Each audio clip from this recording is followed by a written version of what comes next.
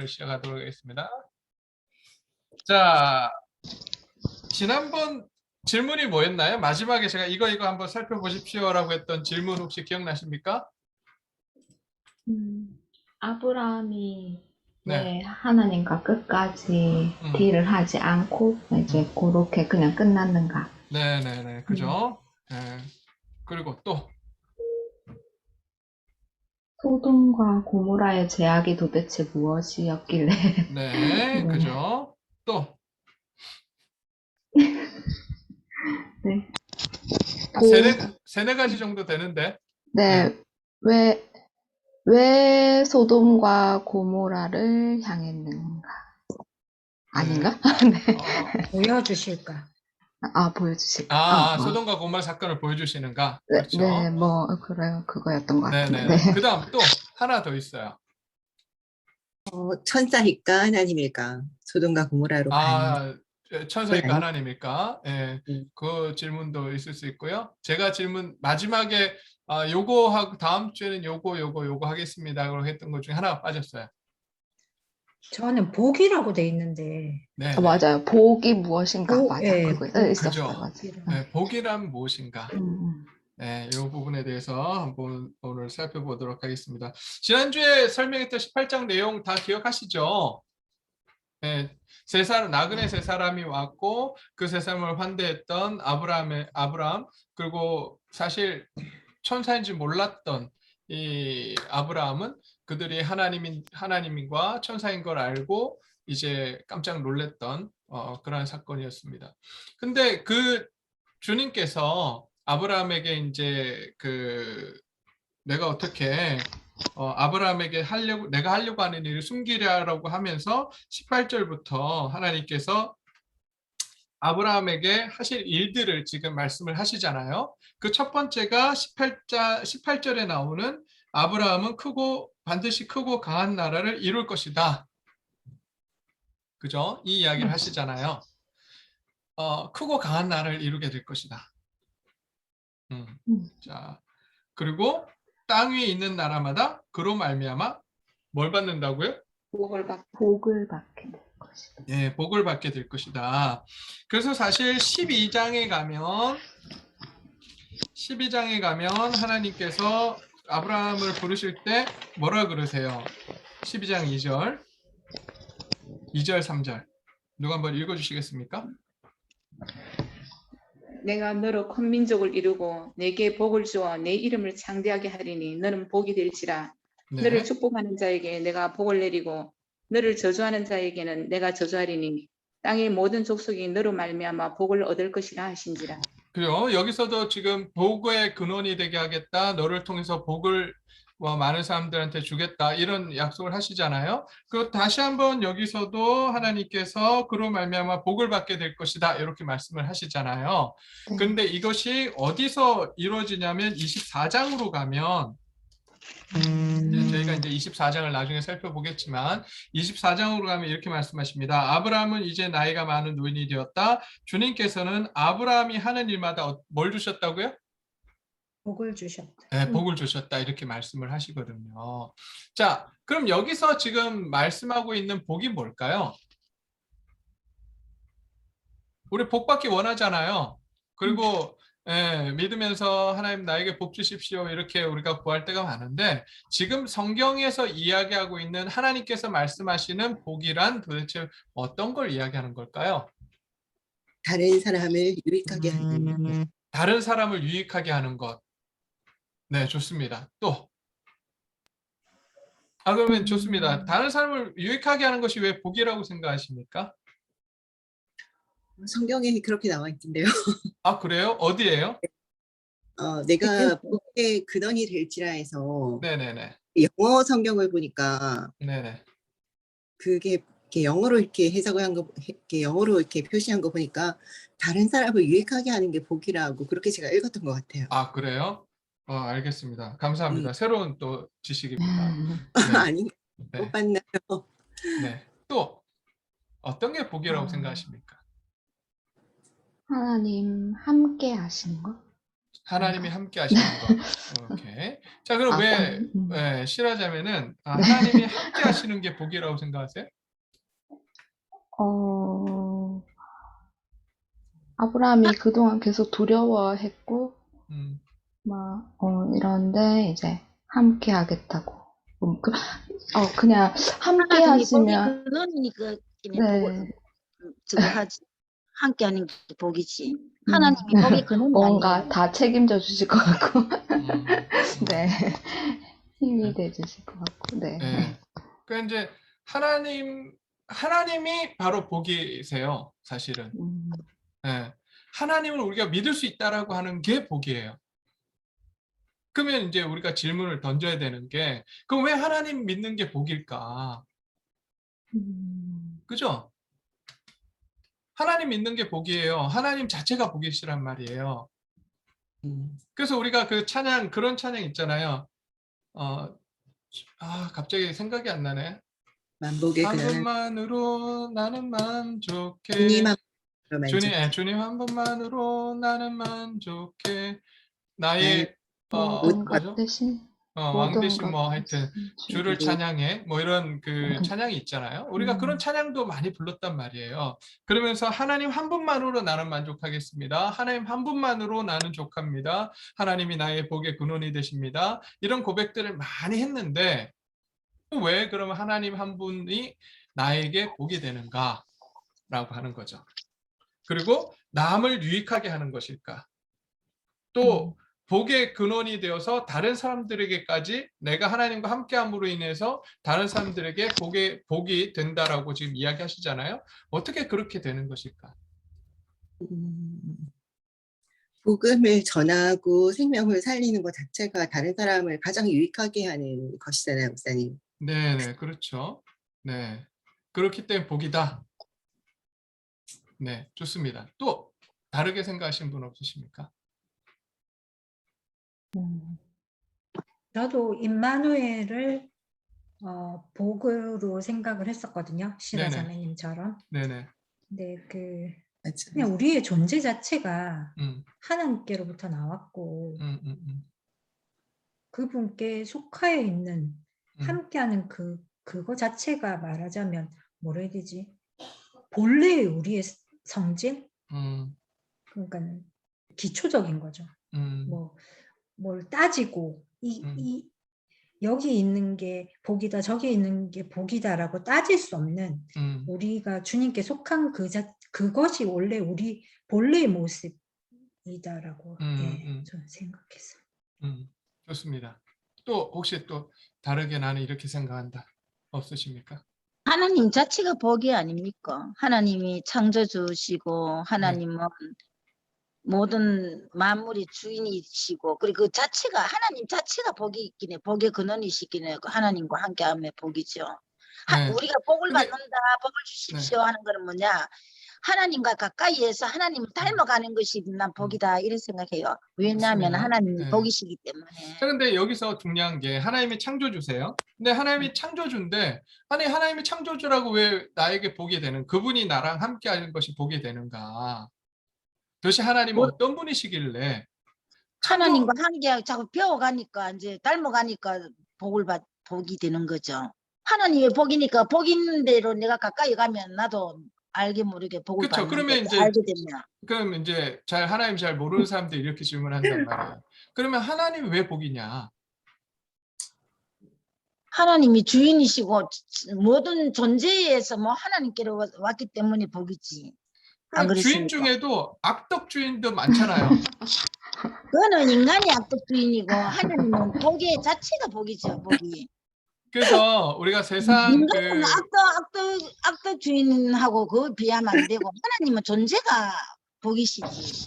그래서 신에 대한 개념을 우리가 바로잡아야 돼요. 무슨 이야기냐면 세상 신은요. 인간을 만들 때 어떻게 만들었어요? 왜 만들었어요? 제가 창세기 이제 1장 하면서 이제 이 이야기를 하게 되는데 1장, 2장 하면서 세상 신들은 인간을 부려먹기 위해서 만들어요. 일시키기 위해서 인간을 만들어요. 그렇기 때문에 신의 형상을 가진 사람은 단 한 명밖에 없었어요. 그들 세계관 속에는. 신의 형상을 가진 사람은 누구냐? 단 한 사람. 그 사람은 왕이에요. 그 왕 한 사람을 떠받치기 위해서 모든 사람들이 존재하는 거예요. 그런 세상을 만든 게 누구냐? 이방 나라의 신들이에요. 그들은 그런 세계관을 갖고 있는 거예요. 그러니 우리처럼 아무 별 볼 일 없는 우리 같은 사람들은 그 세계관 속에 들어가 있으면 우리는 어떻게 살아가는 사람들이에요? 열심히 일만 해야 되는 사람들이에요. 쉼도 가질 수 없어요. 그런 존재들인데 하나님이 그런 세상을 이렇게 그 세상 세계관이 이렇게 있는데 하나님께서 나타나셔서 뭐라고 말씀하시냐면 아니야. 내가 세상을 창조했어. 내가 세상을 창조했는데 내가 세상을 창조한 이 세상은 어떤 세상이냐? 모두가 공평하고 정의롭고 공의가 이루어지는 세상이라고 말씀하시는 거예요. 그래서 왕 한 사람만 신의 형상을 가진 사람이 아니라 내가 너희 모두 남자든 여자든 아이든 어른이든 부자든 가난한 자든 모두 누구의 형상으로 만들었다고요? 하나님의 형상으로 만들었다. 모두가 다 존귀하다. 존귀하지 않은 존재가 없다라고 하나님 선포하시는 거예요. 이걸 잘 이해하셔야 돼요. 우리가 하나님이 그토록 좋은 분이라고 그토록 놀라운 분이라고 이야기하는 이유, 그거는 처음부터 인간을 만들 때부터 하나님 그렇게 만드셨다는 거예요. 우리가 항상 유토피아를 꿈꾸잖아요. 천국을 꿈꾸면서 정말 이 세상에 그 어떤 나라보다 좋은 곳이 천국이라고 이야기하고 천국을 꿈꾸면서 많은 사람들이 천국과 같은 그런 어떤 낙원을 꿈꾸며 만들려고 애를 쓰잖아요. 그때 가지는 이미지가 뭡니까? 어떤 나라를 꿈꿔요? 모두가 잘 사는 나라, 차별 없는 나라, 신분의 차별이 없는 나라, 그런 나라를 꿈꾸잖아요. 그게 인간들이 가지는 꿈이거든요. 근데 그 세상이 누구에 의해서 이루어졌었냐면 만들어졌었냐면 하나님에 의해서 만들어졌던 거예요. 근데 그것이 어떻게 깨졌냐? 인간의 죄악으로 그것이 깨진 거예요.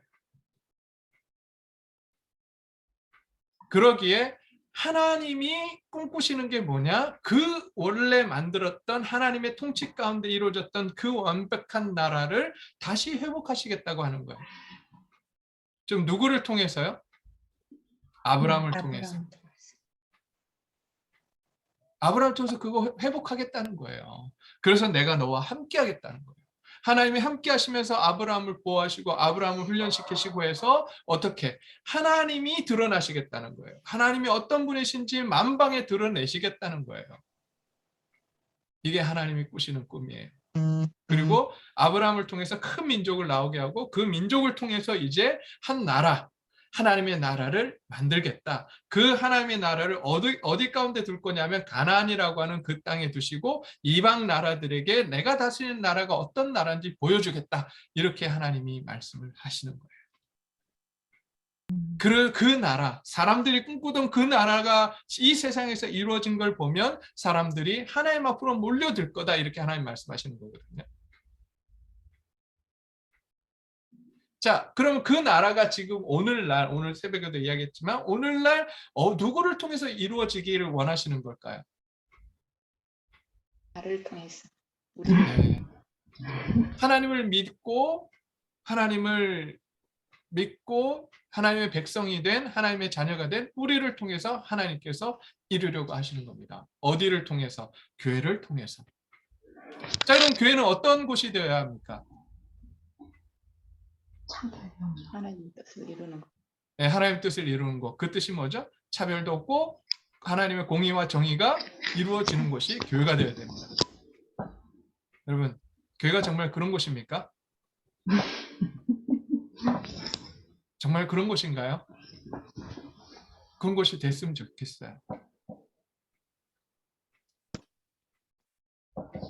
세상의 가치가 교회 안에 들어와서 교회 안에서 흔들지 않았으면 좋겠어요.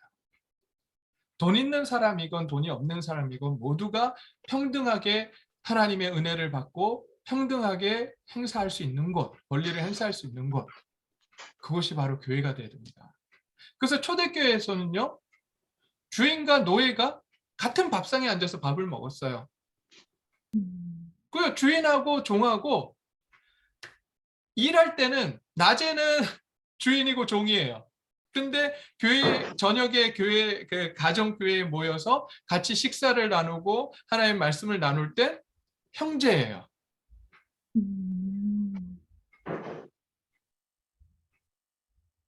이게 가능했던 곳이 어디냐? 교회예요.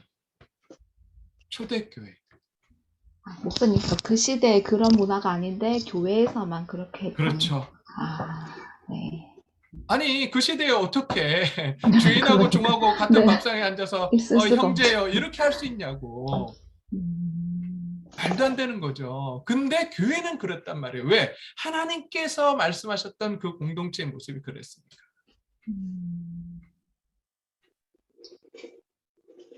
그런 세상을 만드시기 위해서 하나님이 아브라함과 함께 하시겠다. 그러니 그런 하나님, 세상의 그 불의와 불공평과 이런 것들이 판치는 그런 것이 아니라 하나님이 함께 하시면 하나님은 공의와 정의를 통해서 모두가 함께 행복하고 하나님의 평안과 안식을 누릴 수 있도록 해주시는 분이기 때문에 그것이 복이 될 수밖에 없죠. 자, 근데 그 하나님을 한 분만으로 우리가 복을 여기고 살아가는가라고 하는 질문을 여기서 던지게 되는 거예요. 어떻습니까? 지금까지 많은 교회, 많은 기독교가 그걸 복이라고 이야기했습니까? 아니면 내 남편이 잘 되고 경제적으로 부유해지고 이런 걸 복이라고 이야기했습니까?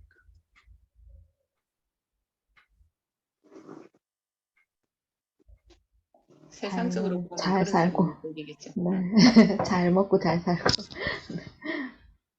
그거는 부수적인 거예요. 우리가 필요하면 하나님이 주시는 거예요. 근데 우리가 구하는 목적이 그게 돼버리면 안 되는 거거든요. 근데 혹시 우리 박소영 집사님 혹시 저희 때 한참 그게 유행했는데 그게 뭐냐면 하나님 앞에 구할 때 구체적으로 구하래요. 남편감 구할 때 뭐 키는 얼마, 뭐 직업은 뭐 이런 거 다 구하래요. 그게 그때 그 당시 유행이었어요. 그래야지 하나님 들어주신다. 맞습니까? 틀립니까? 그렇게 배웠어요. 정말. 정말 저희 때 그랬어요. 네. 그게 맞냐고요. 제가 그 기도를 안 해갖고 이 지경이 돼가지고 응답을 못 받은 건지 그런 기도를 안 해서 그런 건지 모르겠습니다. 아니에요. 하나님 그렇게 응답하지 않으세요. 생각해 보세요. 왜 키가 뭐 175, 180이 돼야 되는지 누구의 욕심이에요? 사람의 욕심. 내 욕심이거든요. 직업이 뭐 좋은 직업 달라고 하는 거 누구 욕심이에요?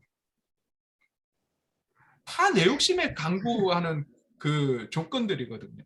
그러니까 하나님께서 그거 원하시지 않는다는 거죠. 네. 그래서 우리가 기도를 할 때 정말 아까 이기숙 쌤 말씀을 잘하셨는데 하나님 한 분만으로 우리가 감사해야 되고 그분을 닮아가는 것이 우리의 소원이 돼야 돼요. 왜? 하나님의 형상으로 지음 받았으니까. 근데 그 하나님의 형상이 죄악으로 인해서 우리의 죄로 인해서 무너졌잖아요. 이게 깨졌단 말이에요. 그럼 이걸 회복해야죠. 그게 믿음 생활이거든요. 내가 하나님을 닮아가면 닮아갈수록 그것이 내게 복이 되는 건데 자꾸 엉뚱한 데서 우리 복을 찾는다는 거죠. 그래서 여기서 이야기하는 복이란 하나님이 함께 하시는 거예요. 하나님 자신이 복인 거예요. 우리가 이걸 놓치지 않았으면 좋겠습니다. 우리 기도 제목도 정말 하나님 나와 함께 하시기를 원합니다. 내가 예수 그리스도의 장성한 분량에까지 이르기를 원합니다라고 하는 이 기도가 우리 가운데 이루어지기를 소원합니다. 자, 그리고 나서 하나님께서 이제 옳고 바른 일을 하도록 아브라함을 선택한 이유에 대해서 분명하게 이야기를 하시잖아요. 그 다음에 하는 이야기가 무엇이에요? 소돔과 고모라를 이야기하세요. 그죠? 자, 문맥적으로 볼 때 하나님께서 내가 너를 선택한 것은 이런 것을 위해서 내가 너를 선택했다. 그런데 소돔과 고모라는 이제 멸망당할 거다. 엄청난 죄를 지었기 때문이다. 이렇게 이야기를 하세요. 그렇다면 지금 문맥적으로 볼 때 이 이야기는 뭘 이야기하고 있는 거냐면 네가 하나님의 말씀과 정의와 공의를 제대로 가르치지 않아서 하나님께 순종하는 삶을 살도록 가르치지 못한다면 일어날 일이 뭐라고 이야기하시는 걸까요? 심판. 하나님 보시기에 엄청난 죄를 저지르게 되고 그리고 소돔과 고모라처럼 어떻게 된다? 심판을 받게 될 것이다. 이거를 지금 말씀하시는 거예요. 그렇기 때문에 너는 어떻게 해라?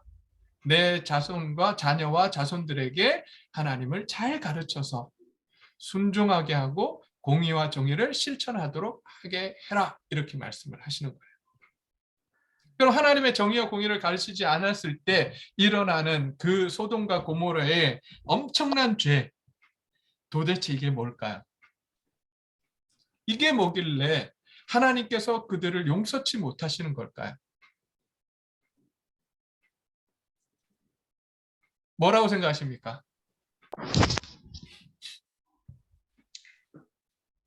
음란.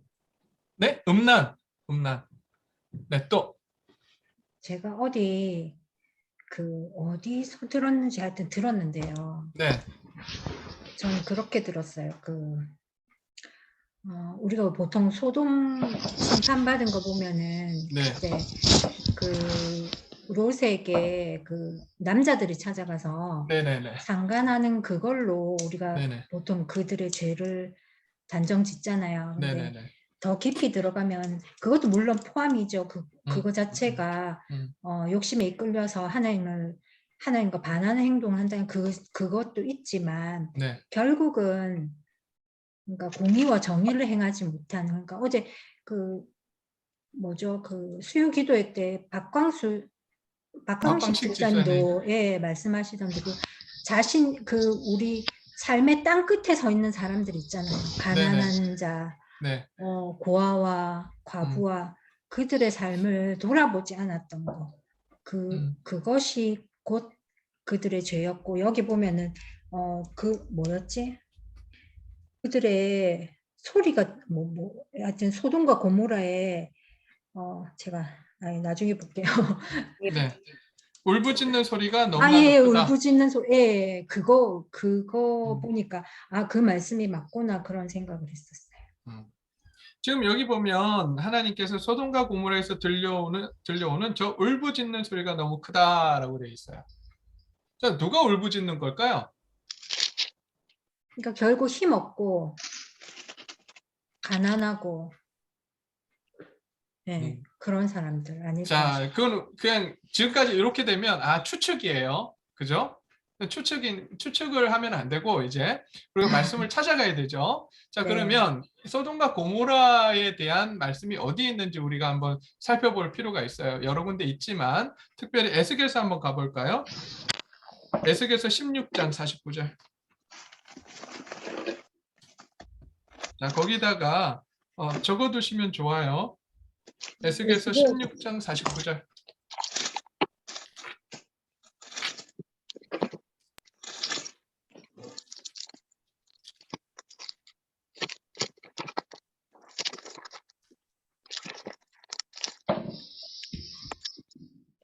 이거 한번 읽어주세요. 내 동생 소돔의 죄악은 이러하다. 소돔과 그의 딸들은 교만하였다. 또 양식이 많아서 배부르고 한가하여 평안하게 살면서도 가난하고 못 사는 사람들을 손을 붙잡아 주지 않았다. 오히려 그들은 교만하였으며 내 눈앞에서 역겨운 일을 하였다. 그러므로 내가 그것을 보고는 그들을 없애버렸다. 네, 좀 소돔의 죄악을 뭐라고 규정하고 있습니까? 교만한 거. 교만하고 또, 가난하고 못 사는 사람들 손을 안 붙잡아주고 네, 또, 풍족함과 태평함. 네, 예, 풍족함과 태평함. 예, 네, 이것도 죄악이라고 나와 있네요. 어디요?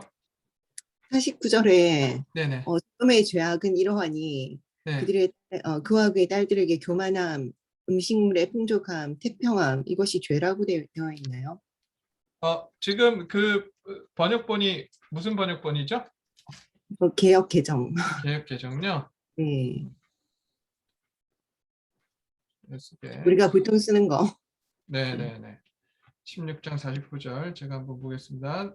또 내가 내게 주어서 16장 에스겔 16장 49절. 49절 49절. 네. 내 아우의 소돔의 죄악은 이러하다. 그와 그의 딸들에게 교만함과 음식물의 풍족함과 태평함이 있음이며, 자, 태평함과 풍족함이 있는 것 자체가 죄는 아니에요. 자, 네. 교만함과라 해서 끊어야 돼요. 교만함과 끊고 음식물의 풍족함과 태평함이 있음이며, 또 그가 가난하고 궁핍한 자를 도와주지 아니하며, 이렇게 지금 되어 있는데, 사실은 그 음식물의 풍족함과 태평함이 있음에도 불구하고 라고 지금 번역이 돼야 돼요. 네. 그럼에도 불구하고 그들을 도와주지 않았다, 이렇게 지금 이어지고 있는 거예요.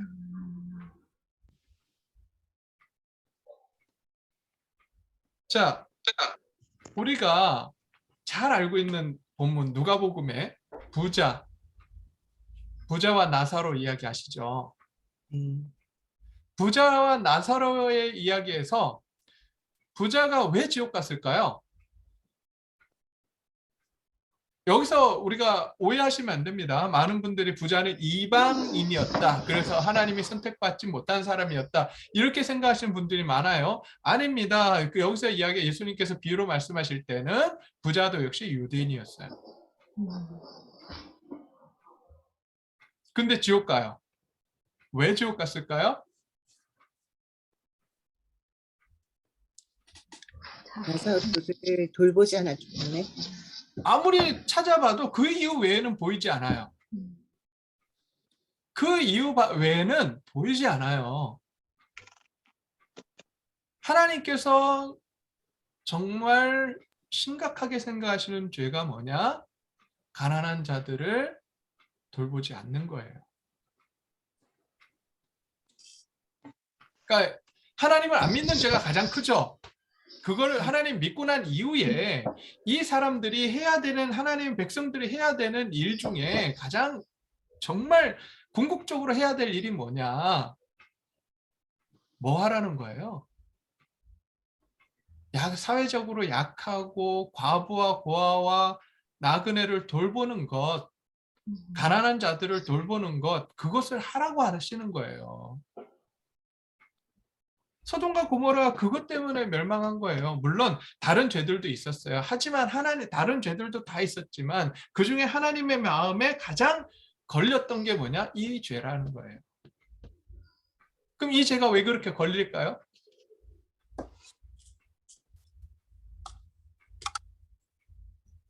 하나님 눈에 왜 그렇게 걸릴까요?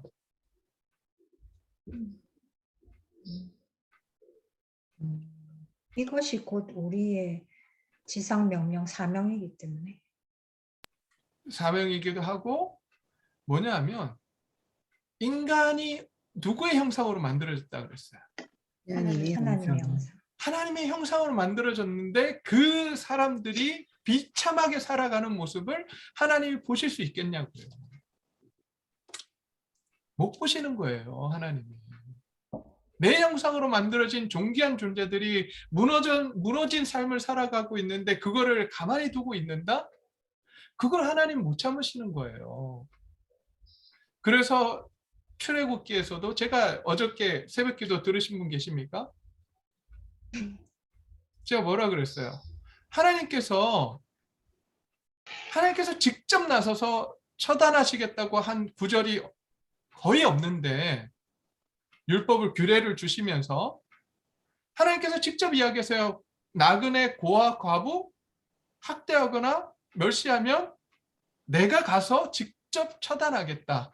그리고 내 아내는 과부로 만들고 내 자식은 고아로 만들겠다. 이렇게 말씀하세요. 이렇게 무섭게 말씀하신 적이 있냐고요? 없어요. 사람 다 찍어서 말씀해. 찍어서.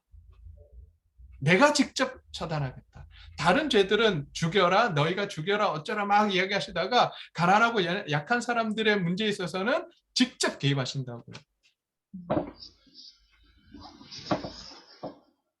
그것뿐만 아니에요.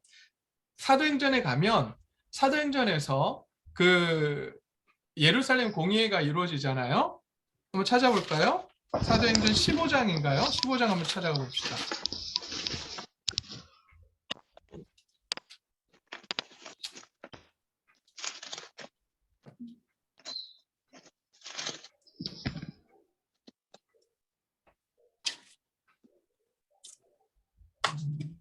네, 15장 15장 22절부터 해서 쭉 보면 이제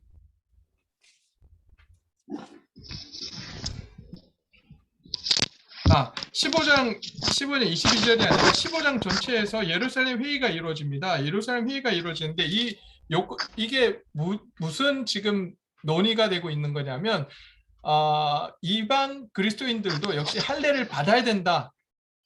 이게 이제 문제가 돼가지고 아니다. 바울과 바나바는 괜찮다. 할례 안 받아도 된다. 이제 이 이야기를 하고 있는 거거든요. 그래서 요 회의 전에 어떤 일이 있었냐면 갈라디아 서신, 갈라디아 교회 문제가 있어서 갈라디아 서신이 갈라디아 교회 가고 그리고 나서 이 예루살렘 공의회가 이루어지게 되는 그런 장면입니다. 그러면서 그 야고보가 하는 이야기 그 중에 19절 한번 가봅시다. 19절. 15장 19절.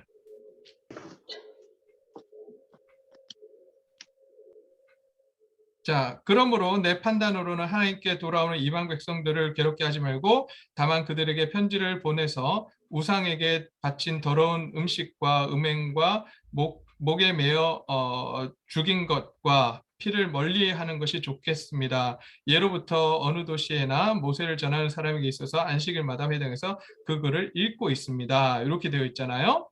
자, 그 다음에 그것을 강조하고 그 다음에 이제 편지를 써서 바울과 바나바에게 이제 보냅니다. 보내는 이야기 가운데 28절 성령과 우리는 꼭 필요한 다음 몇 가지밖에는 더 이상 아무 무거운 짐도 여러분에게 지우지 않기로 하였습니다. 여러분 우상에 바친 제물과 피와 목매어 죽인 것과 음행을 멀리해야 합니다. 여러분이 이런 것을 삼가면 여러분은 잘 행한다고 하겠습니다. 안녕히 계십시오. 이렇게 지금 글을 맺고 있어요.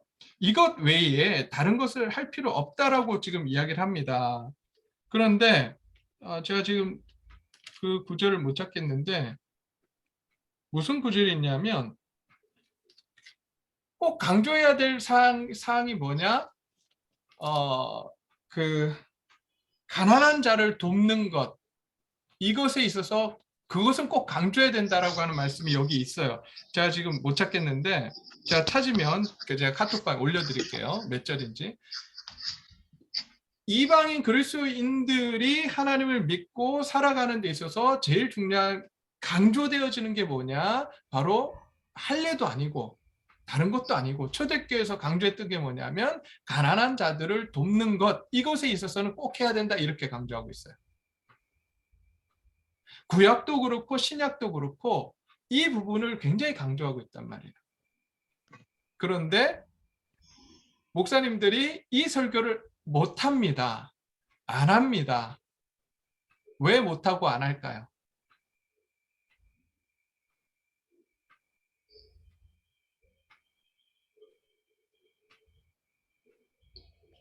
헌금이 줄어들까 봐. 정확해요. 네, 정확해요. 생각해 보세요. 어느 부자가 당신 가난한 자 돕지 않으면 망해. 하나님 심판받아. 이렇게 이야기하면 좋아할 부자가 어디 있어요? 이런 말 듣고 교회 올 사람이 누가 있냐고.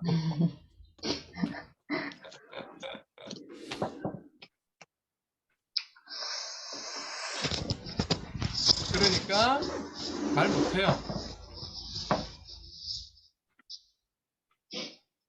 내가 내 건데 다 그러잖아요. 이거 내가 열심히 벌어서 내 건데 왜 이걸 남 나눠줘야 돼? 저 사람 일도 안 했고 저 사람 아무것도 안 했는데 나는 열심히 피땀 흘려서 번 돈을 왜 나눠줘야 돼? 이게 우리 아니에요?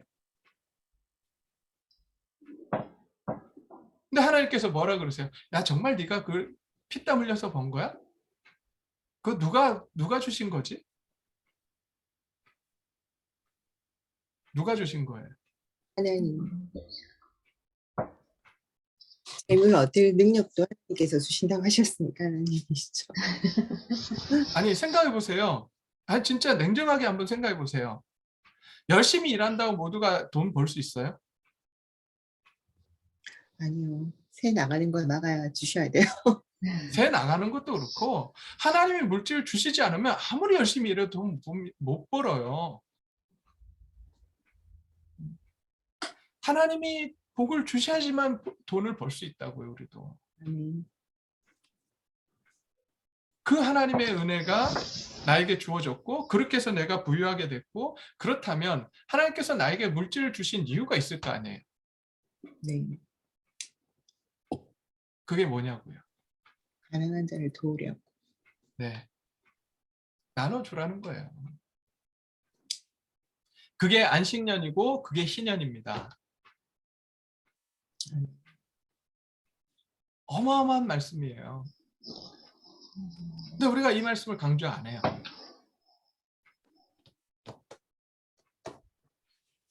다 먹고 살라 했더만은 자꾸 나눠주렇게 해서 힘들어 못 살겠다. 그죠? 아니 농담이 아니라 진짜예요. 제가요? 너무 간섭하시가고 내 힘든다. 네. 제가 이 말씀을 몰랐을 때는 11주만 잘 내고 그냥 교회만 잘 다니고 그렇게 하면 하나님 앞에서 내가 잘 사는구나. 그걸로 만족할 수 있단 말이에요. 근데 하나님이 뭐라 그러시냐면 야 11조? 좋아. 근데 내가 원하는 건 10분의 9야. 10분의 9 어떻게 쓸 건데?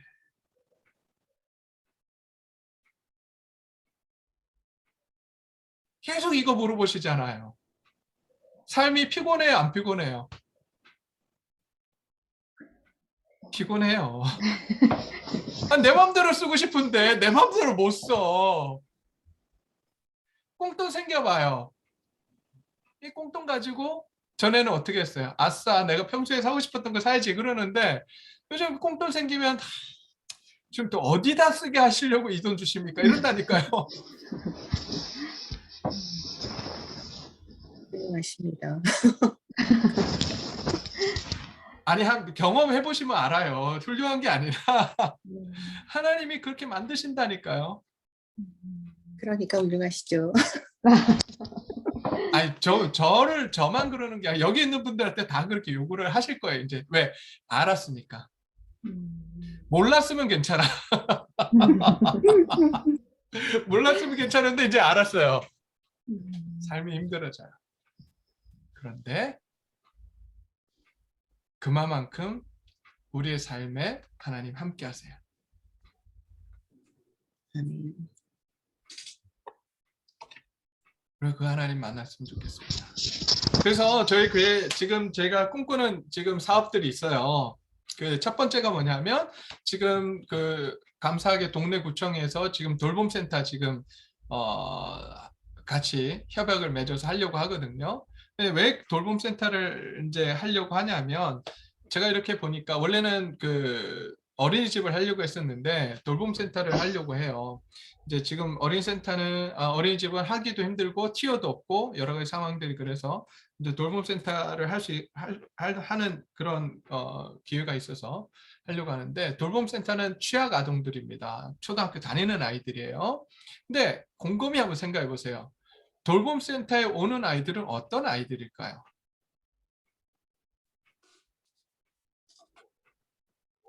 부모의 보살핌이 좀 부족한 애들.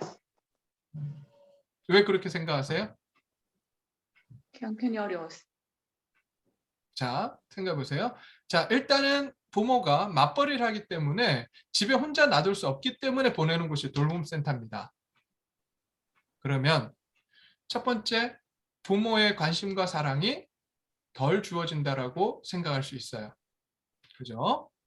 또 하나, 웬만한 그 부모들은 돈이 좀 있다고 하는 부모들은 학원으로 다 돌립니다. 부모 올 때까지 학원에 돌려요. 근데 돌봄센터에 온다라고 하는 건 어떤 이유예요? 부모가 학원에 보낼 수 없다는 이야기예요. 그러면 바꿔서 생각해 보면 상대적 박탈감이에요, 이거는. 돈 있는 아이들은 학원 무조건 보내고 거기서 배움을 가질 수 있지만 이 아이들은 돌봄센터에 와서 그냥 돌봄만 받는다면 이 아이들에게는 상대적으로 배울 수 있는 기회가 없는 거죠. 이 아이들에게는.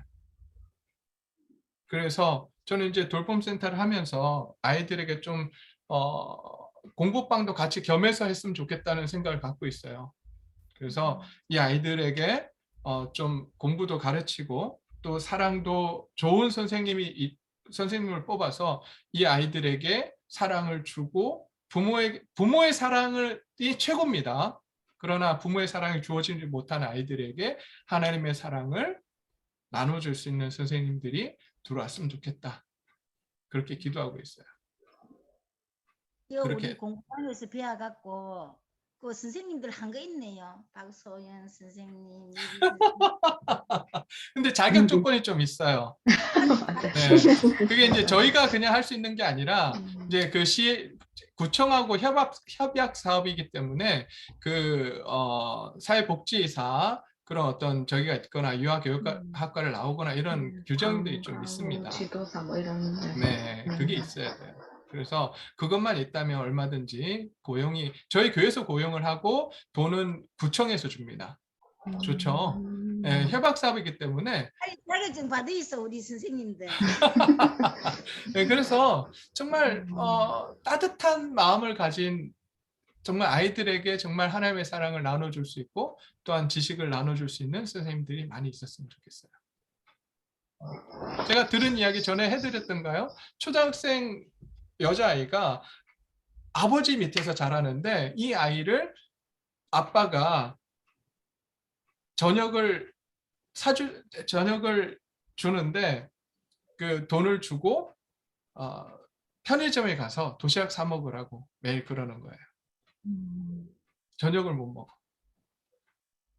그리고 이 아이는 저녁에 오면 아빠하고 이야기하고 놀고 싶은데 아빠는 맨날 아빠 할 일만 하고 아빠 오락만 하고 이러는 거예요. 엄마가 없으니까. 이 아이가 이야기할 사람이 없는 거야. 그래서 이 아이가 배운 게 뭐냐?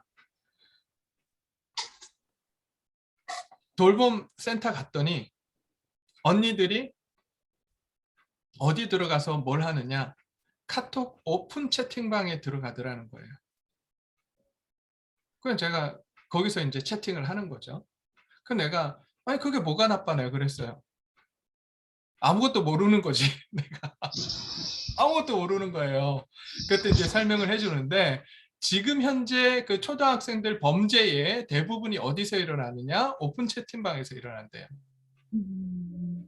왜 그 나체 사진 요구하고 성관계 맺고 뭐 이런 것들이 다 거기서 이루어진다고 한다는 거예요. 그러면 그 아이가 그럼 왜 오픈 채팅방을 들어갔느냐? 외로워서. 누군가 이야기하고 싶어서.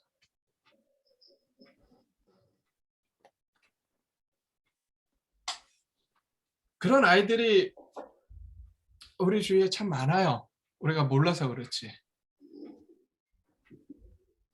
우리 집사님들, 우리 가정의 아이들은 참 행복한 겁니다. 네. 근데 지금 현재 그런 아이들이 많이 있고, 그래서 그런 아이들을 어떻게든 돌볼 수 있을까, 어떻게 돌볼 수 있을까 고민하고 찾아가려고 지금 이 돌봄 사업을 하려고 해요. 고맙게 또 뭐 동네 구청이 또 도와준다고 하니까 나라의 예산을 통해서 우리가 그 일들을 또 하려고 합니다. 기도해 주시고 또 계속해서 관심 가져주시면 좋을 것 같아요. 자, 소돔과 고모라의 죄악이 뭐냐? 바로 가난한 자를 돕지 않는 거예요. 여기만 나오는 게 아니라 이사야서 1장에도 나옵니다.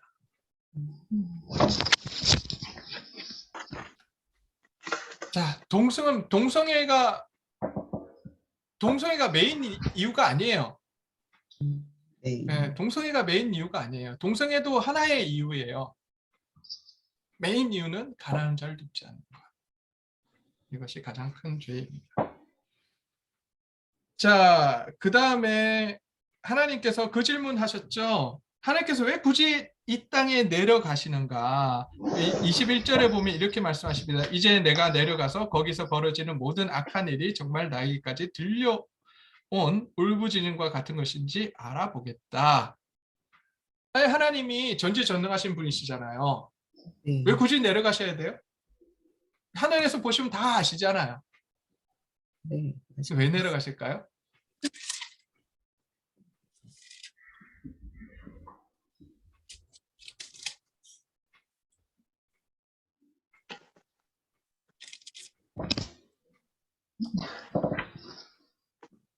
아브라함한테 보여주시려고. 아브라함한테 보여주시려고. 이게 뭘 죄다. 보여주시려고요? 네? 이게 죄다. 아, 이게 죄다. 네, 좋습니다. 그 이유도 있을 수 있을 것 같아요. 또 다른 분. 바로 심판하시려고. 네? 바로 심판하시려고. 바로 내려간 김에 심판하시려고. 좋아. 내려간 김에 그냥 네, 간 김에. 간 김에. 이게 이제 우리 인간의 악함에 관련된 건데요. 우리가 항상 그런 이야기합니다. 도대체 하나님이 뭘 아신다고? 직접 보시지도 않았잖아요. 하늘에서 인간의 아픔을 어떻게 알아요? 이게 인간들이 신에게 따지는 겁니다. 실제로 세상 신들은 내려오지도 않아요. 하늘에서 그냥 번개 때리고 뭐 이렇게 심판하고 이러잖아요. 하나님 아닌 거예요. 내가 너희들의 삶을 어떻게 하신다고요? 직접 내려와서 볼 정도로 관심이 있고 내가 그렇게 너희들을 다스린다라고 지금 말씀을 하시는 거예요. 그래서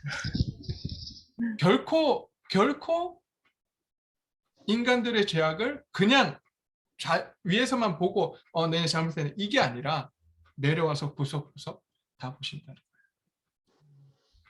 자기 형상으로 만들었었기에 간섭하셔야지. 그렇죠. 근데 이게 이제 좀 제가 앞으로 갈 큐티에 대한 스포일을 좀 하겠습니다. 하면 안 되는데 이 반에서만 스포일 좀 말씀을 드릴게요. 하나님이 내려오시잖아요. 자, 잘 보세요. 이제 신의 산에 하나님이 내려오셨어요.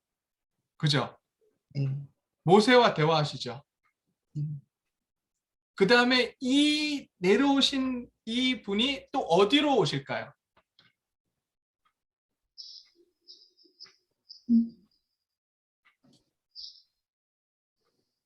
성막 가운데 임하십니다. 잘 한번 보세요. 그 신의 산에 임하는 장면하고 그 다음에 성막이 만들어지고 어떤 모습이 거기서 펼쳐지는지 거기를 한번 자세히 비교해 보세요. 비슷해요. 하나님의 영광이 가득했더라. 구름으로 쌓였더라. 이런 말씀을 하시거든요. 그래서 하나님께서 성막을 만드시고 지성소를 두시고 거기에 임하셨다라고 말씀하시는 거예요. 내가 거기 임하겠다. 너희와 함께하겠다. 이 땅 가운데 내가 내려와서 함께하겠다라고 지금 약속을 하시고 그렇게 만드시는 거예요. 그래서 고대 이 성막을 이제 우리가 분석을 하고 할 때 뭐라고 이야기하냐면 우리 바깥들이 있잖아요. 성막 혹시 아세요? 성막 어떻게 구성되어 있는지 혹시 아세요? 설명을 좀 드릴게요. 직사각형으로 생각하시면 됩니다. 직사각형으로 생각을 하시고 이제 바깥에 직사각형, 그 다음에 안쪽에 또 직사각형이 하나 더 있어요. 근데 거기 반이 아니라 3분의 1, 3분의 2로 이렇게 반이 나뉘어요. 자, 그래서 바깥에는 뭐예요? 바깥들이에요. 바깥들이 존재하고 그 안에 그 성막 안에 뭐가 존재하냐면 성소와 지성소로 나뉩니다. 성소, 지성소. 성소는 누구만 들어갈 수 있냐? 제사장만 들어갈 수가 있고 지성소는 대제사장만 1년에 딱 한 번 들어갑니다. 근데 이게 지금 뭘 의미하느냐? 바깥 있죠? 바깥들은 그 백성들이 들어올 수 있는 자리예요. 여기가 뭐냐면 지금 이 세상을 의미해요. 그리고 성소는 뭘 의미하냐면 하늘을 의미합니다. 우리가 보이는 하늘이 있잖아요. 우리가 보이는 하늘, 그 하늘을 의미해요. 그 하늘에 그래서 보석을 거기다 단 이유가 하늘의 별과 이런 것들을 상징하는 거예요. 그건 나중에 또 설명할게요. 새벽 기도 때. 자, 그 다음에 지성소는 뭐냐? 보이지 않는 하늘. 누가 계신 곳이죠? 하나님이 계신 하늘을 의미하는 거예요. 그곳에 보이지 않는 하늘, 그곳에 임재하시는 분이 누구예요? 하나님. 그래서 성막이 가는 곳마다 하나님이 이스라엘 백성하고 함께 하시는 거예요. 그게 성전이 되죠, 나중에. 그 성전이 지금의 오늘날에 어디에 있습니까? 네, 안에. 우리 안에 들어와 계신 거예요. 그 하나님이 우리와 함께 하십니다. 놀랍잖아요. 하나님이 얼마나 우리와 함께 하시려고 노력하셨는지, 얼마나 애를 쓰셨는지 우리가 이 모습을 통해서 볼 수 있죠.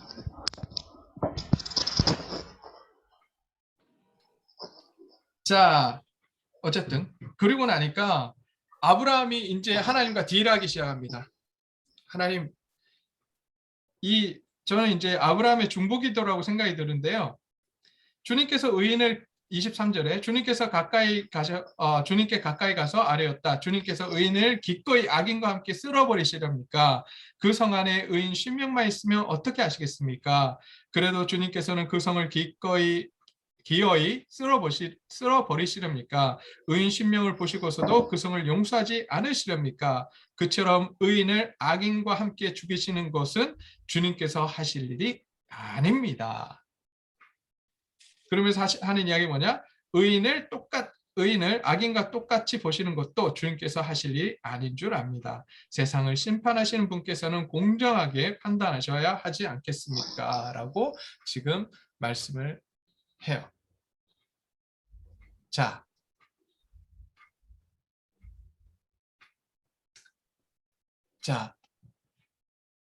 아브라함이 왜 이 이야기를 할까요?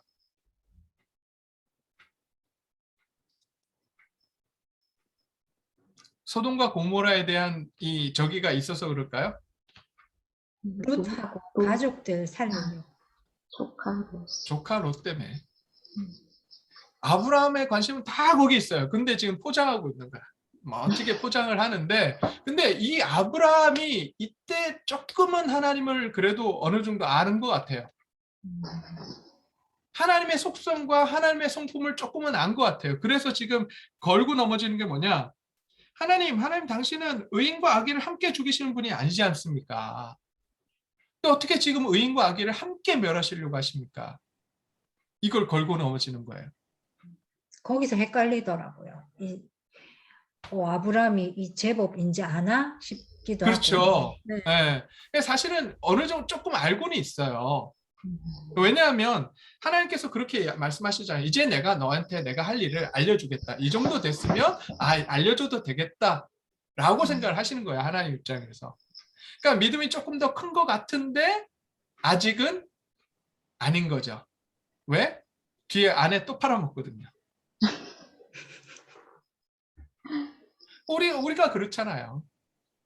믿음이 좀 성장한 듯 보이다가 그냥 화로 넘어지고 내가 좀 이만하면 됐지 싶은데 뭡니까? 저 시궁창에 가서 허우적거리고 있고. 그래서 우리는 그래프를 어떻게 보냐면 이렇게 똑바른 선상에서 이렇게 왔다 갔다. 그래서 죽을 때만큼은 요 올라간 곡선에서 하나님 죽게 해주십시오. 이런 기도하잖아요. 근데 그게 아니라 하나님 보시는 그래프는 이 평행선이 아니라 올라간 거예요. 여기서 우리는 왔다 갔다 하는 거예요. 우리가 보기에는 믿음이 성장하지 않는 것 같이 보이지만 하나님은 하나님의 열심으로 우리를 계속해서 업앤다운 하면서 실수하는 것들을 계속해서 보듬어 가시고 하시면서 하나님의 열심으로 우리의 믿음을 성숙시키고 가시는 거예요. 그래서 결국에는 아브라함이 어떤 자리? 이삭을 하나님 앞에 드리는 자리까지. 믿음의 조상의 자리에 이르기까지 하나님 만드시는 거예요. 아브라함 이때는 그래도 좀 하나님 앞에 하나님이 어느 정도 하나님에 대한 개념을 갖고 있었던 것 같아요. 그래서 하나님 앞에 기도를 합니다. 그런데 여기서 이해가 되지 않는 게 하나 있죠. 왜 한 명까지 안 내려갔을까요? 10명 정도면 네. 롯의 그 가족 수가 찬 거 아닐까요? 어느 정도. 어느 정도 이 정도면 되겠지 이렇게 생각을 했던 거죠. 네. 오케이. 네, 또 다른 생각 없으세요?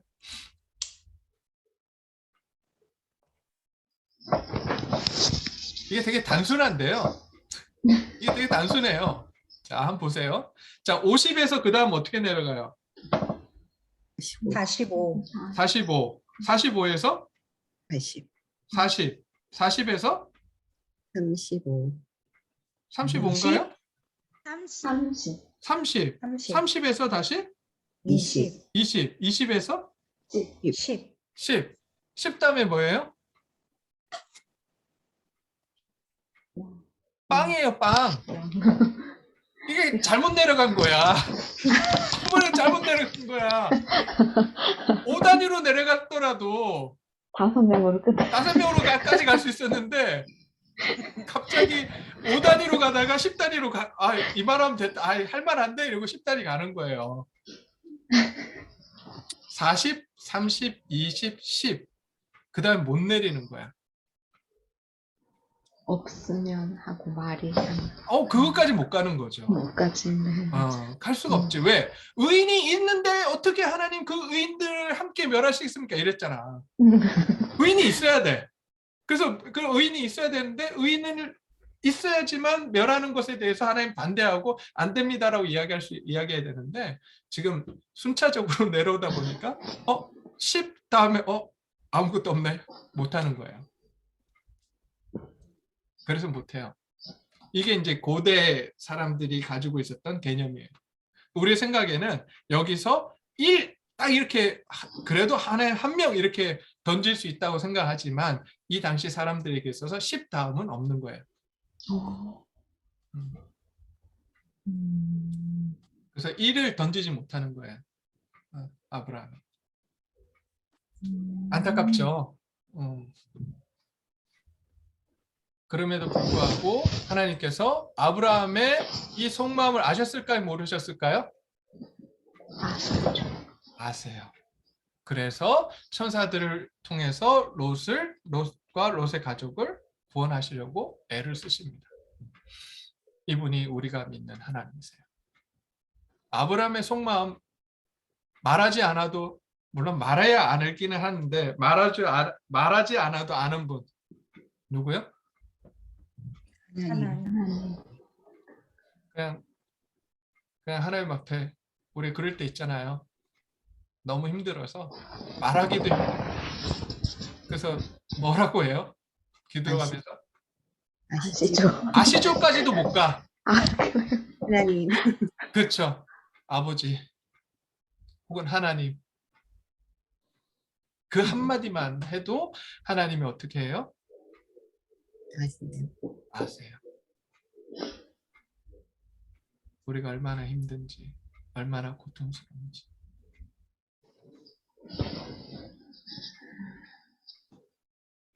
그분이 누구냐? 우리가 믿고 의지하는, 우리가 지금도 주님이라고 부르는, 나의 왕이라고 고백하는 그분이십니다.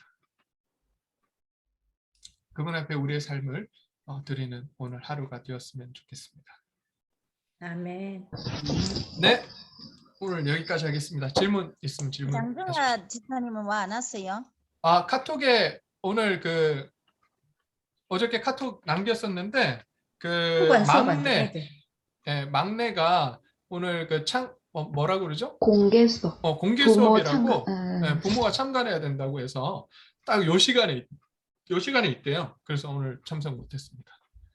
그래서 오늘 장정아 집사님하고 그 다음에 박영희 박영희 집사님은 우리 이상. 성도님은 이 영상으로 제가 녹화한 영상을 보내드리기로 했고요. 그걸 보고 한 줄 요약을 써주시기로 했습니다.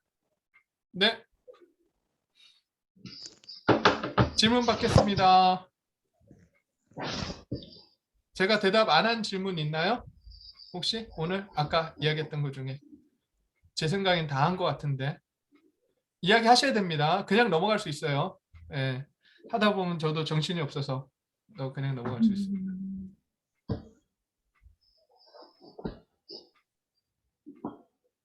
궁금한 거 없으세요? 한 개만. 네, 아까 네, 성경 내용에 관련된 건 아니고요. 네, 아까 가난한 자를 돌보는 것, 네. 그것이 하나님 원하시는, 우리에게 원하신 삶이다 하셨는데, 저도 이제 그거에 대한 생각을 하면서 물질을, 그러니까 뭐 어떤 돈이 생겨도 아까 목사님 말씀하신 것처럼 조금 무거워지는 어떤 그런 마음이 든단 말이에요. 근데 그게 제 주변에 어려운 사람이 보일 때가 있잖아요. 그러면 제가 예전보다는 그래도 조금씩 쓰려고 하거든요. 근데 그게 이제 교회 헌금도 내고 뭐도 하고 이러면 우리가 소득이 적으니까 조금 벅차질 때도 있을 거잖아요. 그러면 꼭 교회에 내는 것만 헌금일까 이런 생각이 드는 거예요. 목사님한테 이런 거 여쭈면 참 안 되는 건 아는데 예, 이렇게 물을 수 있다는 게 참 감사한데 이 상황이 네, 꼭 우리가 정말 큰 관점에서 보면 우리가 뭐 옆집에 어려운 사람 보고 얼른 내가 내 주머니를 털어서 주는 그거는 하나님께 대한 헌금이 과연 아닐까 이런 생각이 들었어요. 그래서 네. 그 부분이 좀 궁금해요. 안수 집사님들은 넘어가시겠지만 안수 집사님 넘어가신다고요? 예, 아닐까요? 우리 안수 집사님들 아닐걸요? 훌륭하셔서 보통 다른 교회들은 장로님들 안 좋아하실 것 같은데 그런 질문 그냥 그런 생각이 들었거든요. 이 생각이 틀린 건 어떻게 아닐까. 생각하세요? 교회를 통해서 하는 거는 또 교회를 통해서 하고 네. 내 주변에 어려운 사람이 있으면 또 마음이 움직여서 감동이 되면 또 교회를 통하지 않아도 하면 된다라고 봅니다. 근데 나도 좀 어렸으면 좋겠다.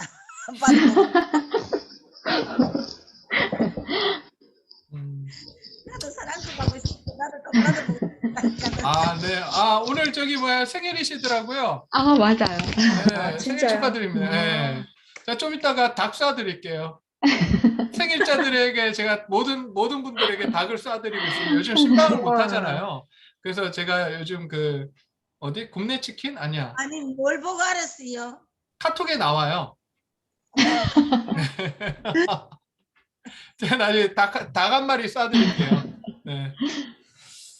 저는요, 왜 저는 이제 우리 박세영 집사님 왜 그런 고민을 할까? 저는 거기에 이제 생각이 좀 들거든요. 단지 물질이 부족해서 그런 고민을 할까? 많은 사람들이 그런 고민을 해요.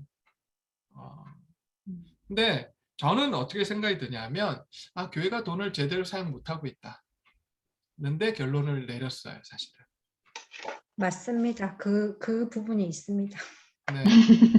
그래서 교회가 돈을 잘 쓴다면, 그러니까 저는 지금 어떻게 하고 있냐면, 저는 앞으로 이제 교회 좀 수입이 좀 많아지기를 소원하는데, 수입 포션 중에 뭐가 많아지길 원하냐면 지정 헌금이 많아졌으면 좋겠어요.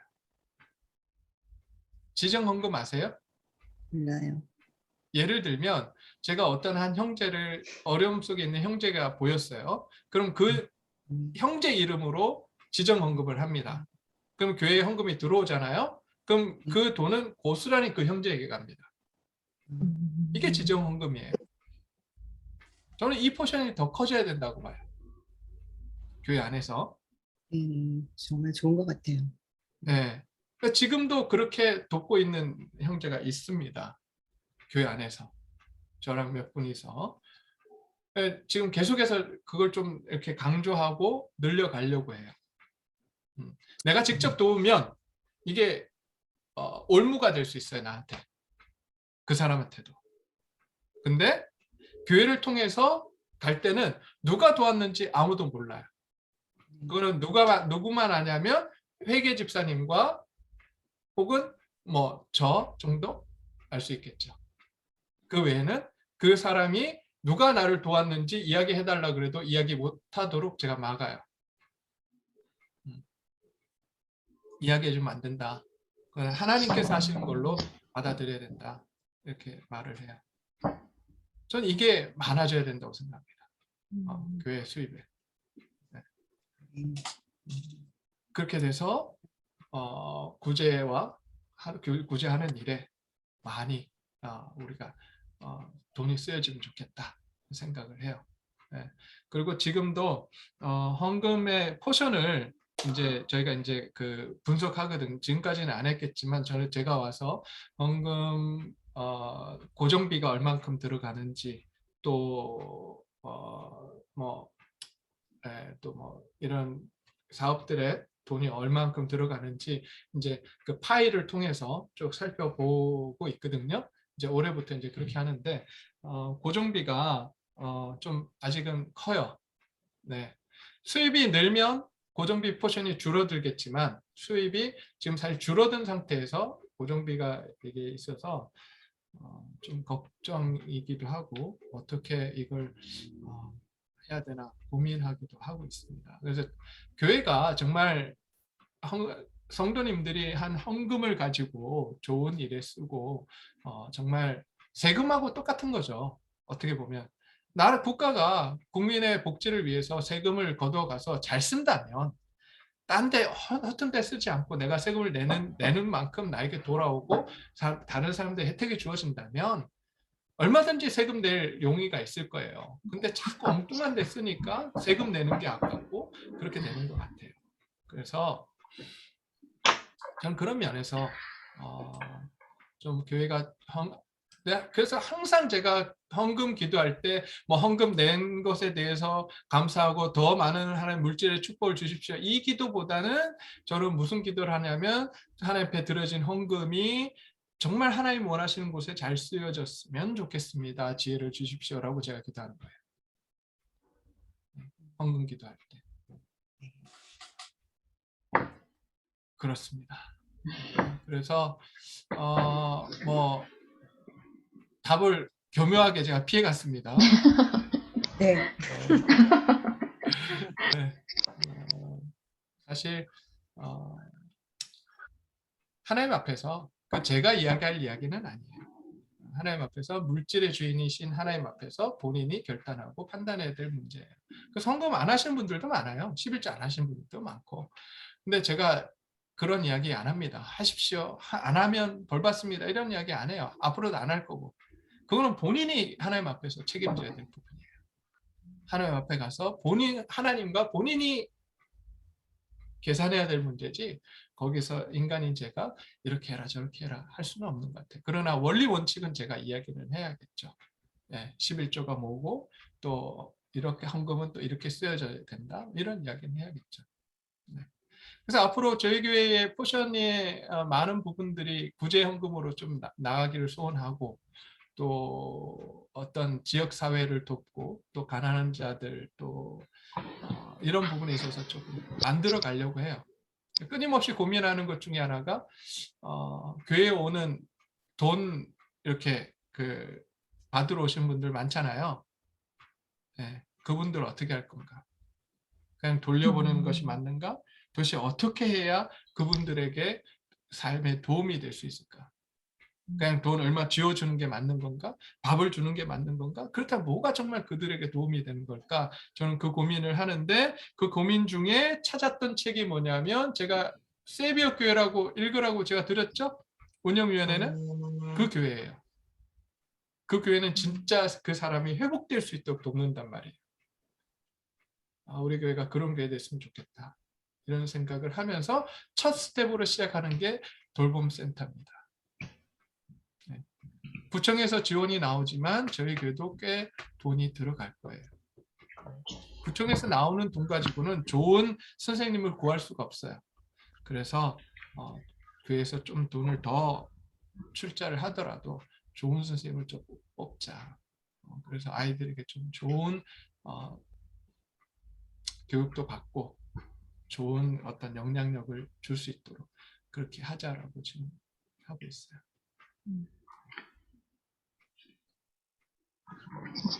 기존의 지역 아동센터 이런 거 있는 것 같이 똑같은 특성인 건가요? 네네. 네.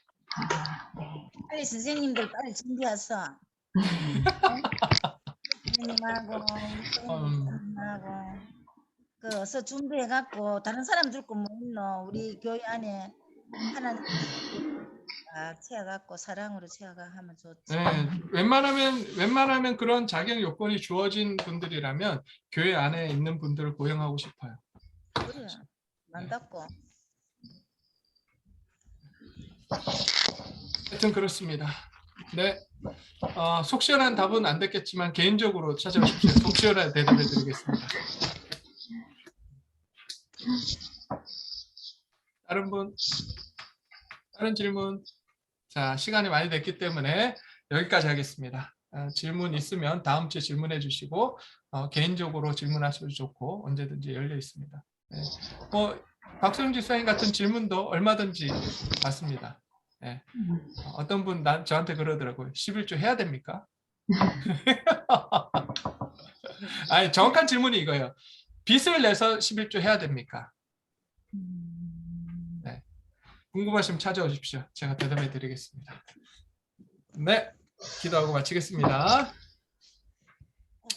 하나님 감사합니다. 또 아브라함을 통해서 하나님이 어떤 분이신지 또 배워가게 하심을 감사합니다. 또한 그토록 하나님께서 엄중하게 다루시는 죄악이 무엇인지 또한 다시 한번 깨닫습니다. 하나님, 우리 주위에 있는 많은 가난하고 약한 사람들, 그들 향해서 우리의 마음을 열게 하시고 그들 향해서 하나님이 주시는 복을 나눠줄 수 있도록 하나님 도와주시옵소서. 하나님, 그들을 우리가 어떻게 도와야 될지 계속해서 고민하며 나아가는 교회가 될 수 있도록 하나님 도와주시기를 원합니다. 그래서 정말 하나님을 기쁘게 해드리는, 하나님의 마음을 정말 시원하게 해드리는 그런 교회가 될 수 있도록 하나님 도와주시옵소서. 그러기 위해서 하나님 우리 가운데 하나님의 사랑과 은혜를 부어주시기를 원합니다. 우리가 먼저 하나님의 사랑과 은혜로 가득 채워지기를 소원합니다. 하나님 함께해 주십시오. 감사드리며 예수님 이름으로 기도드립니다. 네. 감사합니다. 네, 수고하셨습니다.